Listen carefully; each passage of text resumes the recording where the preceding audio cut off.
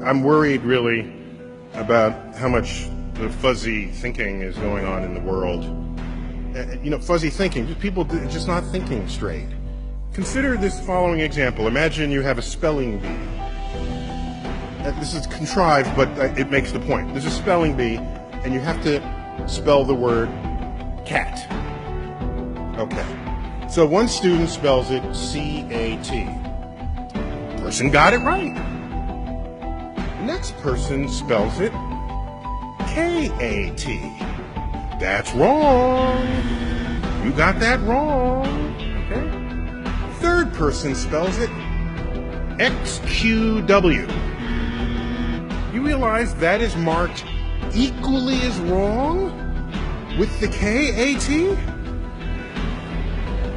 When you could argue that K-A-T is a better spelling for cat than C-A-T. Dictionaries know this because that's how they spell it phonetically. And so we've built a system for ourselves where there is an answer and everything else is not the answer, even when some answers are better than others. So our brains are absent the wiring capable of coming up with an original thought. If you're an employer and two candidates come up looking for a job, and this is, again, a contrived example, and you're interviewing the two candidates, and you say, as for part of this interview, I just want to ask you, what's the height of the spire on this building that we're in? And the candidate says, I was an architect. I've majored in architecture for a while, and I memorized the heights of all the buildings on campus. I know the height of that spire is 150 feet. In fact, 155 feet tall. It turns out that's the right answer. That's the right answer. And the person came up with it in seconds. That person goes away, the next candidate walks in.